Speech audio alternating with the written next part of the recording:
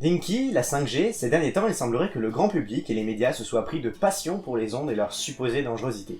Certaines personnes appelées électrosensibles seraient même pris d'une grande gêne, voire de douleur quand une onde s'approche trop près d'eux.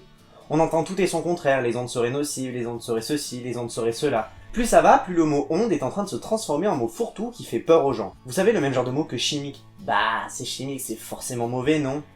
Bref, cette vidéo n'a pas pour objet d'évoquer la dangerosité des ondes concernant la 5G ni même celle de Linky. Des gens bien plus compétents que moi ont déjà travaillé spécifiquement sur ces sujets. Beaucoup y travaillent encore et les résultats sont publics. Cela dit, si l'envie vous prend d'en apprendre plus sur le fonctionnement de la 5G, je vous renvoie vers la vidéo de Bonjour Monde et CNXL, vous trouverez le lien en description. J'aimerais surtout reprendre depuis le début la notion d'onde pour déconstruire et démystifier ce mot à mon échelle, parce qu'à mon sens, c'est en train de devenir n'importe quoi dans la tête de pas mal de gens.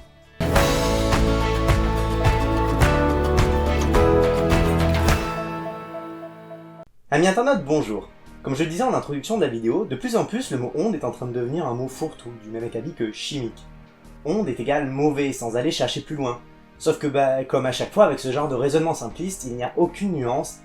Vous allez voir que les nuances, c'est important quoi. Alors déjà, parler d'onde et seulement d'onde, ça ne veut absolument rien dire. En effet, il faut déjà définir le type d'onde, sa fréquence ou sa longueur d'onde au choix, de toute façon ça revient au même. Et enfin et surtout, sa puissance. Et oui, parce qu'une onde peut être une onde sonore, une vague dans l'eau, sismique, électromagnétique, etc. C'est donc important de savoir de quel genre d'onde on parle. Et je vous l'accorde, bien souvent quand les gens parlent d'ondes, c'est en pensant aux ondes électromagnétiques. Et c'est ces dernières qui vont nous intéresser dans cette vidéo. Concernant la fréquence, il faut comprendre la notion de spectre électromagnétique. En gros, il existe des ondes de n'importe quelle fréquence. On les classe selon différentes catégories. Ondes radio, micro-ondes, infrarouges, lumière visible, ultraviolet, rayons X et rayons gamma. D'ailleurs, remarquez que j'ai dit lumière visible. La lumière visible est une onde électromagnétique. Soyons clairs, toutes ces catégories d'ondes, ce sont juste des catégories arbitraires posées par l'homme. Il n'y a pas de frontière nette entre un rayon X et un rayon gamma, par exemple. Bref, du coup, pourquoi la fréquence est-elle importante? Eh bien, parce qu'en fonction de la fréquence, leur pouvoir de pénétration dans un matériau donné n'est pas la même. Par exemple, notre atmosphère, grâce à sa célèbre et précieuse couche d'ozone, absorbe une grande quantité des rayons UV, c'est-à-dire les ondes avec une fréquence comprise entre 850 et 30 000 THz. En gros, au-dessus de la couche d'ozone, il y a beaucoup de rayons UV provenant du soleil, et en dessous, il y en a beaucoup moins. La couche d'ozone fait écran. Et heureusement pour nous, car ils sont nocifs pour l'ADN. Du coup, sans couche d'ozone, il est très peu probable que la vie se soit un jour développée hors des océans. En fait, à partir d'une certaine fréquence, les ondes deviennent ce qu'on appelle des ondes ionisantes, c'est-à-dire des ondes capables de transformer un atome en ion, soit un atome qui a perdu ou gagné un ou plusieurs électrons. Cela peut avoir pour effet de rendre la matière instable, et un atome instable, il va toujours chercher à se stabiliser d'une façon ou d'une autre. Et ça peut prendre la forme d'un rayonnement alpha, bêta ou gamma en fonction de sa nature. C'est ce qu'on appelle la radioactivité. Et retenez bien ça, car il se pourrait que j'y revienne dessus dans une de mes prochaines vidéos. Rassurez-vous, les appareils que vous utilisez au quotidien n'utilisent pas ce genre de rayonnement. Heureusement. Exception faite quand vous allez passer une radiographie. C'est d'ailleurs pour cela que vous ne pouvez en principe pas en faire plus d'un certain nombre par an. Bref, ce qu'il faut retenir, c'est que pour estimer la nocivité d'une onde, il faut déjà tenir compte de sa fréquence. Mais les effets potentiellement dangereux d'une onde ne dépendent pas seulement de sa fréquence. La puissance joue elle aussi un rôle prépondérant. Pour mieux comprendre, je vais vous faire une petite analogie. Un son, quel qu'il soit, avec une puissance de 10 décibels. C'est tout juste si votre oreille est capable de l'entendre. Ce même son, avec une puissance de 60 décibels, vous l'entendez très bien. À 100 décibels, vous l'entendez très très bien, et surtout, mieux vaut ne pas l'écouter des heures durant.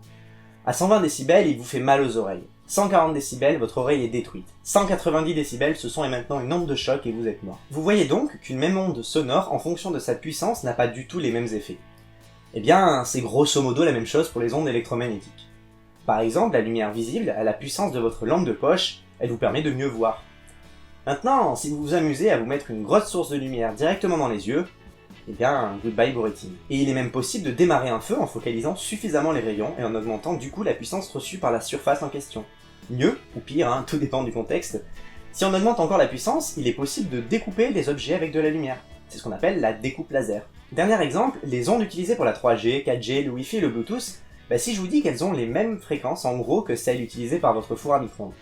Effrayant, n'est-ce pas Et pourtant, à chaque fois que vous passez un coup de fil, que vous passez à côté de votre box, que vous écoutez de la musique avec votre casque sans fil, vous ne vous transformez pas en popcorn. Pourquoi? Eh bien, justement à cause de la puissance. Votre téléphone va émettre lui à une puissance de quelques dizaines de milliwatts, alors que votre four à micro-ondes a près de 700 watts. Il y a plus d'un facteur 1000 entre les deux, autant dire que ce n'est absolument pas comparable. Cependant, ne me faites pas dire ce que je n'ai pas dit. Il est possible que sur le long terme, les ondes utilisées dans la téléphonie, aux puissances d'émission des mobiles, soient nocives, avec par exemple un effet favorisant les cancers. Le fait est que malgré le recul que nous avons sur le sujet, les scientifiques ont été bien en peine de montrer un quelconque lien entre les deux. Ça ne veut pas dire qu'il n'y en a pas, ça veut juste dire qu'en l'état actuel des choses, nous n'avons pas réussi à démontrer de lien entre les ondes à la puissance d'émission des mobiles et les cancers. Mais je vous renvoie vers la vidéo de Contradico qui vous expliquera pourquoi tout ceci ne pose pas de problème et ne doit pas vous inquiéter. En fait, c'est même la façon de faire normale de la science. Spoiler, ça risque de parler de licorne. J'aimerais aussi aborder la notion d'affaiblissement, parce que oui, je vous parle de puissance, d'émission, mais ce qui compte en réalité, c'est surtout la puissance reçue. En effet, les ondes électromagnétiques, bien que capables de parcourir de très grandes distances, quoique cela en dépend en fait du matériau traversé, elles s'affaiblissent quand même très rapidement. C'est-à-dire que la puissance reçue après le voyage de l'onde est très significativement inférieure à la puissance émise à l'origine. Pour vous donner un ordre d'idée, je vais vous parler d'une séance de TP que j'ai eu la chance de réaliser durant mes études, dans ce qu'on appelle une chambre anéchoïque. C'est-à-dire une chambre en fait où aucune onde ne peut rentrer ou sortir et qui limite au maximum la réflexion des ondes sur les murs. L'objectif de la séance était de caractériser une antenne en testant justement la puissance reçue par cette dernière. Pour cela, nous avions placé une première antenne, destinée à être l'antenne émettrice, et une seconde antenne à 5 mètres de distance, destinée à être l'antenne réceptrice. Il n'y avait rien entre les deux. En émettant à une puissance de quelques watts avec l'antenne émettrice, on récupérait seulement quelques microwatts via l'antenne réceptrice, soit une puissance environ 1 million de fois plus faible. Et pourtant, ces deux antennes n'étaient séparées par rien d'autre que 5 mètres d'air. Pas d'obstacle, rien du tout. Et surtout dans des conditions les plus favorables possibles, puisqu'on était dans une chambre anéchoïque.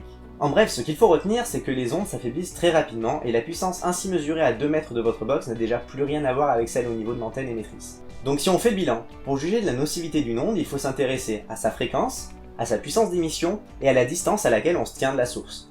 Sans ça, en fait, aucun dialogue sérieux n'est possible. Aussi, essayez de garder tout cela à l'esprit quand vous lirez un de ces innombrables articles jouant sur la peur et l'ignorance des gens sur ce sujet. Oui, il faut se méfier des ondes. Oui, elles peuvent être dangereuses, mais il faut toujours garder à l'esprit que la dangerosité d'une onde dépend de plusieurs paramètres. Et que dire purement et simplement les ondes sont dangereuses n'a juste aucun sens. Voilà, j'espère que cette vidéo vous a plu. Concernant les vidéos de mes amis Bonjour Monde, Cyanixel et Contradico, vous pouvez les retrouver dans la description. Je vous conseille fortement d'aller les voir pour approfondir un peu plus le sujet sur la 5G. En ce qui me concerne, je bosse actuellement sur un gros sujet qui pourrait bien nécessiter plusieurs vidéos. J'espère pouvoir vous montrer tout ça au plus vite. Pas dans 6 mois promis, quoique. Sinon évidemment, n'oubliez pas de vous abonner, de poser un magnifique pouce bleu et d'activer la cloche. Et moi je vous dis à très vite.